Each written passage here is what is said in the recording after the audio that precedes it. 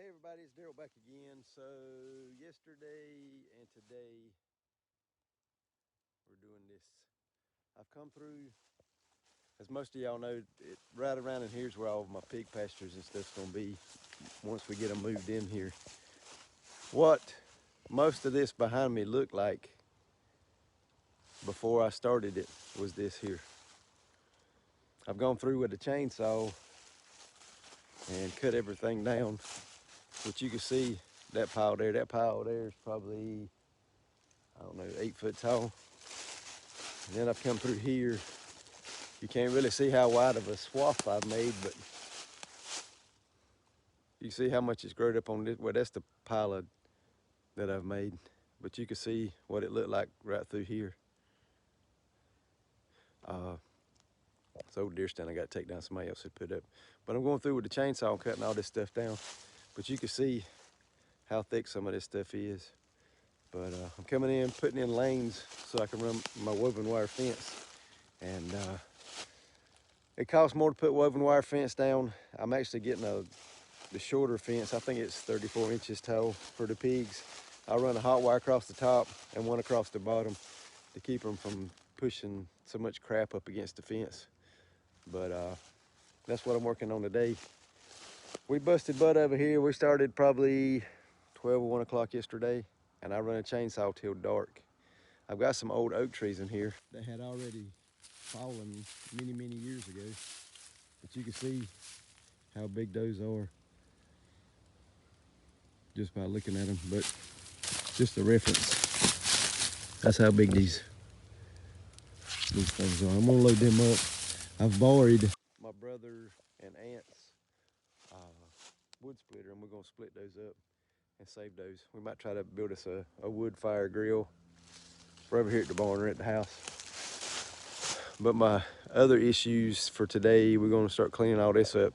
And that tree right there that's laying over, it's got to go too. Any of these small trees in here that I don't want, I'm cutting them up, throwing them on the pile. We got a burn ban going on right now here in North Carolina because it's been so dry.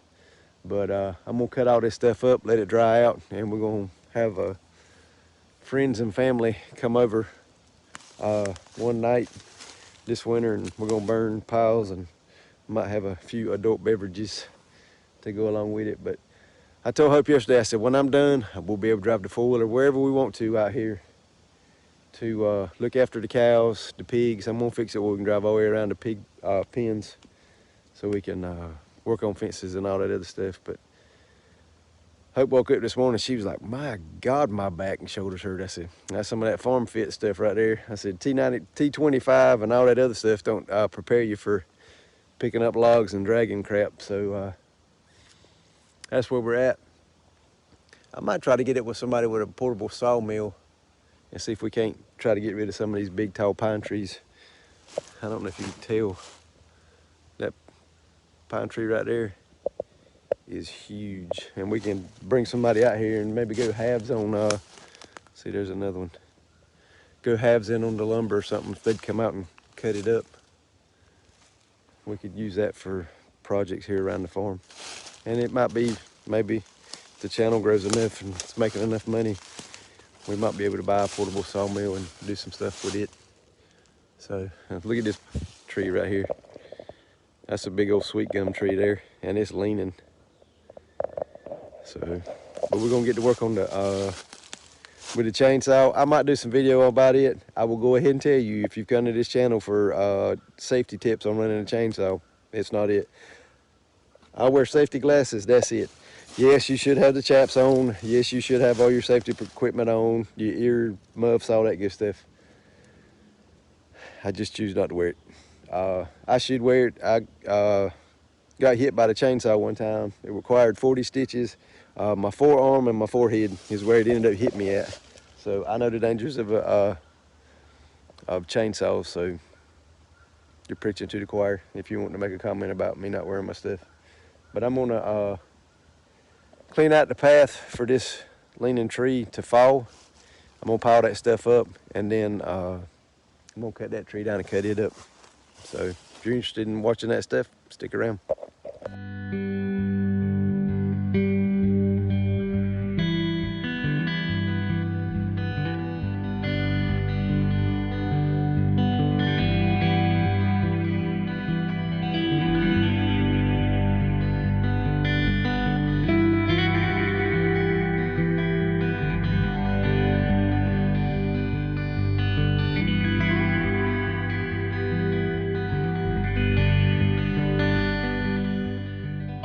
that was 2 short clips of me piling firewood up.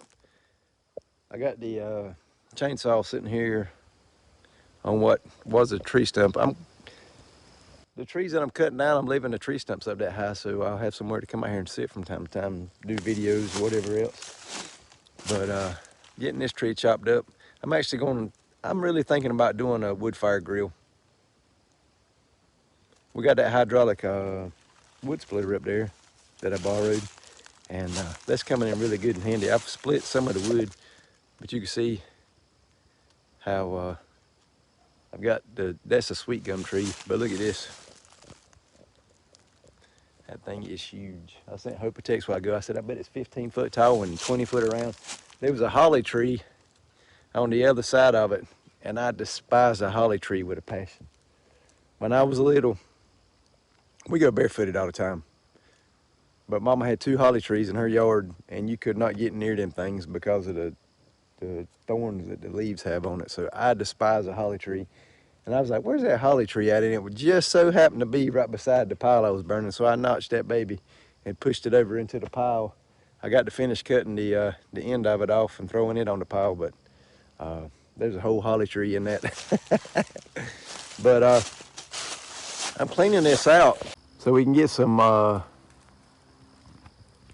sunlight in here. And I'm gonna take some all the down trees and all that stuff. I'm gonna cut all that up. But I'm probably gonna leave a thick spot here in the middle of the woods. I don't know, maybe 100-foot circle or something like that. So if the cows want to get in it, say if we got a bad storm coming up or something like that, they can get in there and hang it out. But probably from about right here all the way to the creek, I'm gonna clean it up.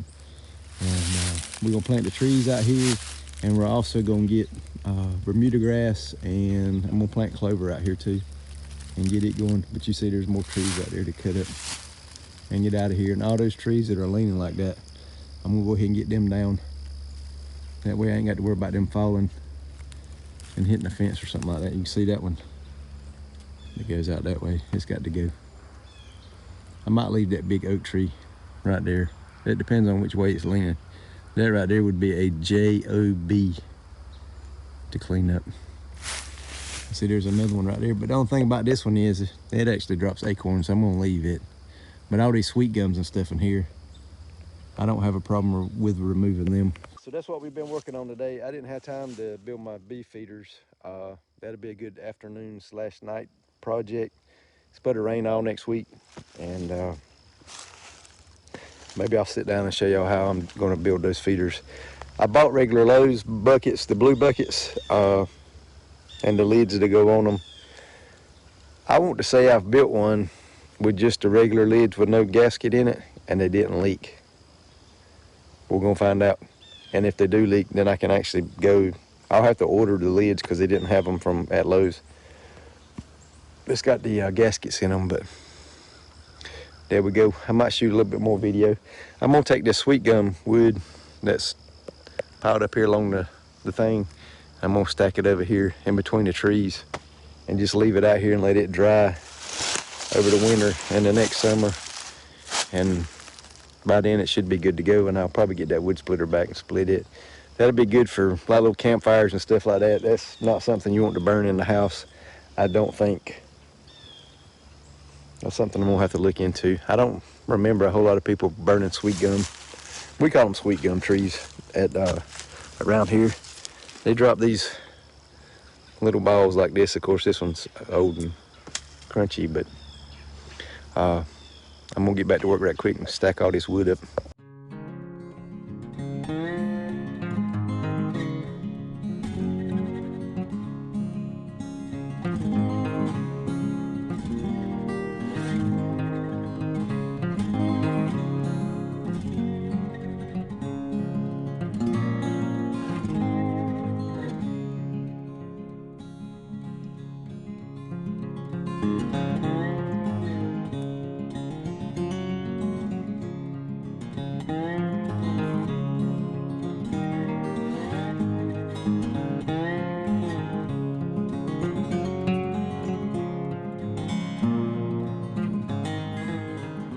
So there's what the wall ended up looking like. It's actually probably about 7 foot tall. Might be a little bit taller than that, but I got all the tree up. I still got a lot of stuff to get up, but look at that pile right there. That thing is huge. And I did all that today. So that's probably the end of the video. I'm thinking we might have to cut this tree down right here just so I can have a seat. That might be a good backdrop for some videos later on this summer. It's a sweet gum tree, which I need to cut up some trees. I got some plugs at the house. They say sweet gums is good for it for doing mushrooms. I think they're shiitakes. I think that's what they are. So I might could cut this tree up and stack it somewhere and get us some shiitake mushrooms growing. I've also got some more stuff for, can't remember what the name of them other mushrooms are right offhand, but anyway, I'm gonna probably fix a place over there where I'm gonna fix it where the cows can't get to, just for those types of mushrooms, just so we can have them to eat. Might be able to sell them in the store or something once we get it set up. So that's it for today. I'm gonna go up there and feed the hogs and the chickens and go home. And I think we're gonna have fish tacos tonight from our speckled trout that we caught the other day. And go to bed. My back is, as I told Hope a while ago, is angry. My lower back is killing me right now, but hey, we gotta get it done. Let's go feed the hogs right quick. I'll show you what we do when we feed them. So what we normally feed our hogs, back in fermented corn that the flies are in. See all that white stuff in the water? That's fermentation juice. And then in this freezer here, it's got our hog feed and stuff. Those are 100-pound bags, so there's 400 pounds of hog feed in here. And then in this barrel, we've also got fermented corn. You want it to ferment for at least a couple of days. So it's got bubbles in it. You want it to ferment for a couple of days. That way it helps break it down. Fermented corn breaks down better for pigs. If you just give them whole corn, sometimes if it ain't ground up, they can't digest it worth a crap, literally. And when they use the bathroom, it's full of corn. So it's not really worth your while to waste your corn unless it's ground up. So unless you ferment it. So I'm gonna go ahead and feed these right quick and feed the chickens, and I'm gonna head toward the house because this white boy is tired. All right, so the way we do our hogs over here is I give them several scoops of corn and several scoops of feed. The last pigs we had over here, we actually finished them out on corn, but the guy we get our hog feed from, you can't hardly beat it for the price. But I do 2 scoops of fermented corn, then I do 1 great big scoop of regular hog feed, and then I do scoop for scoop. Now this fermented corn kind of smells a little bit like vinegar. It's actually what people use to make moonshine, but we're not making moonshine. And I'll fill this bucket up. Now these scoops here are probably, I don't know, maybe 4 or 5 pounds a piece. Especially this fermented corn, it weighs a pretty good amount because it's mostly corn.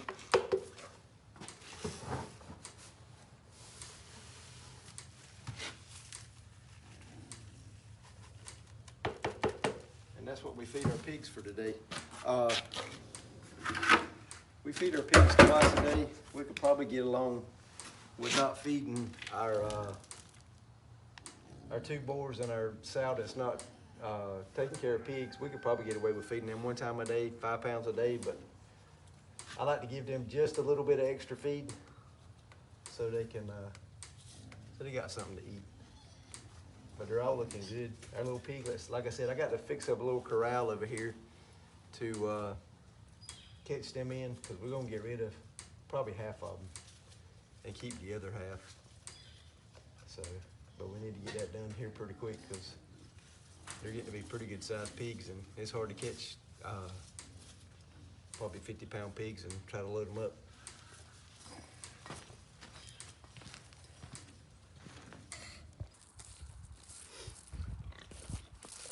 As you can tell, they're ready to eat.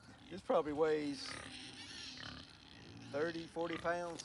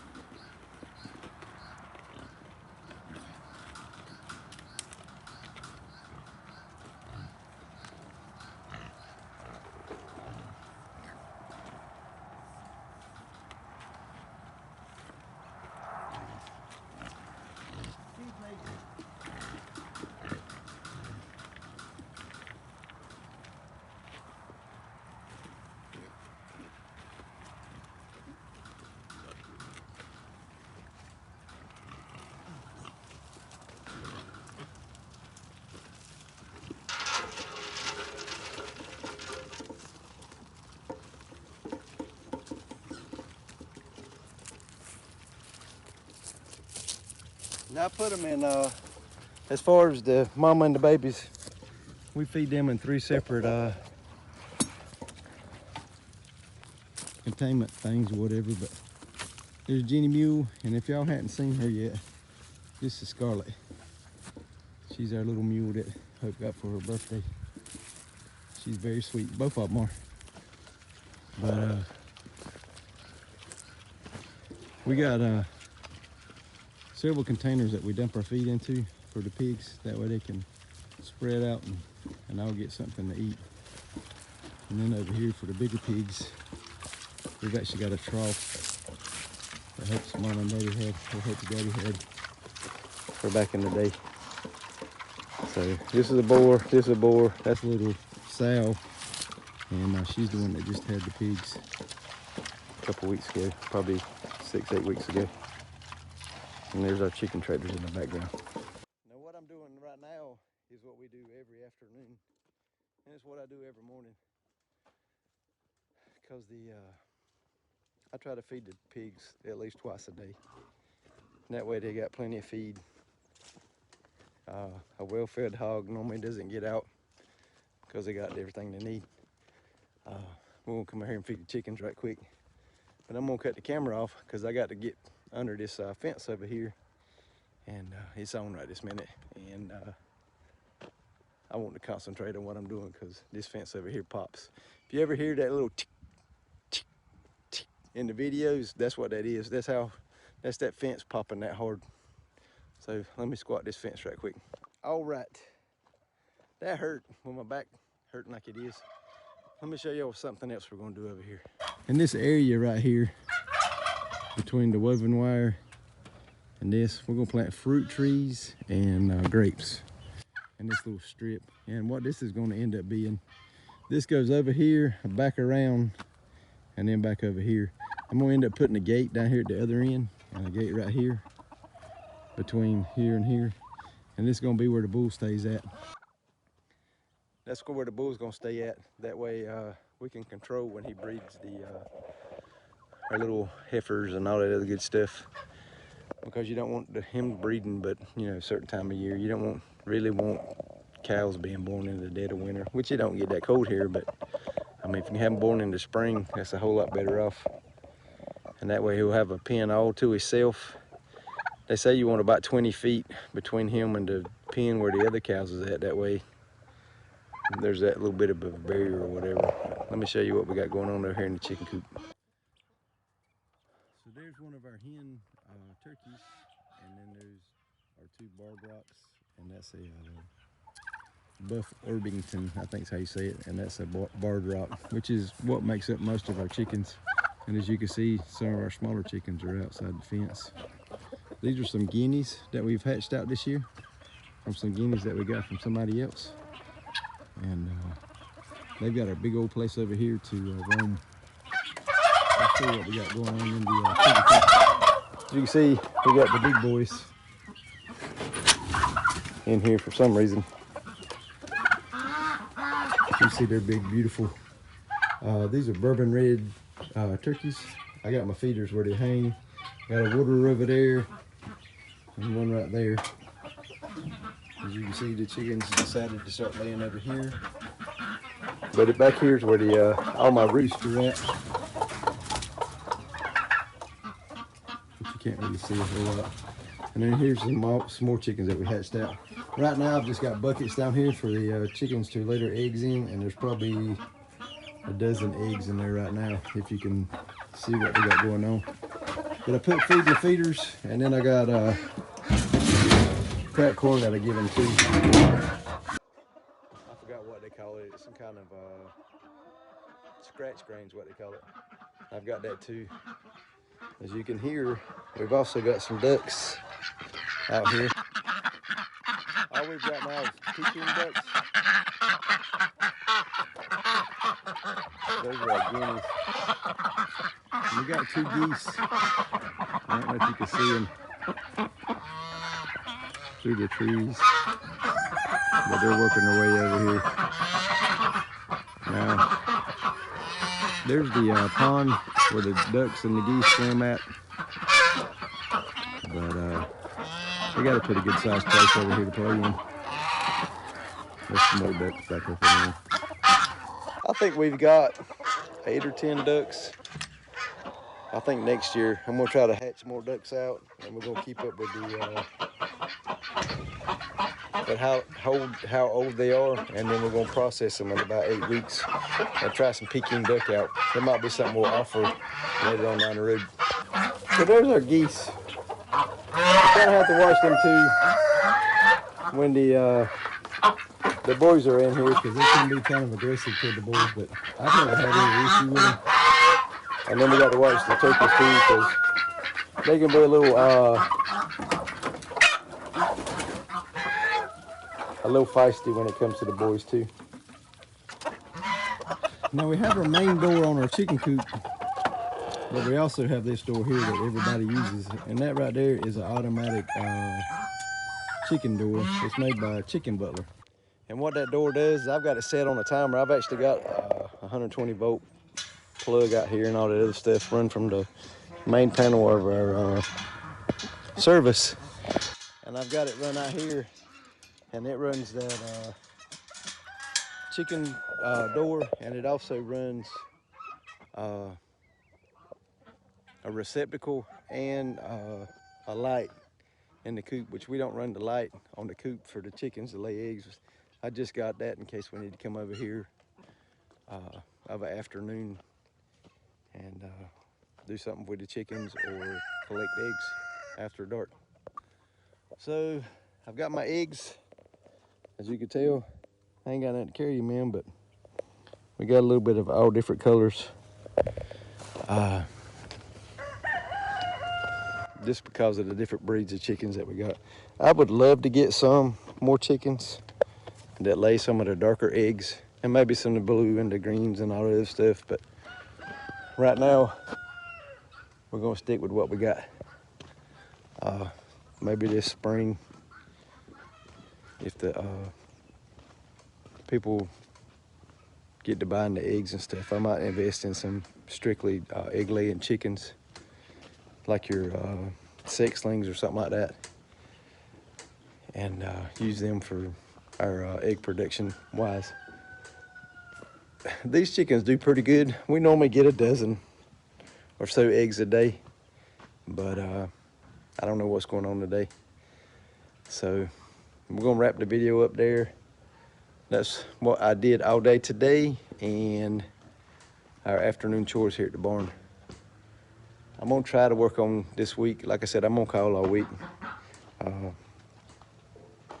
I'm gonna try to build some beef feeders this week, and I'll do short little videos on those, and then maybe we can put them out this weekend. So hope y'all enjoyed the video. If you got any questions, leave them in the comments below, and as always, we'll see y'all on the next one.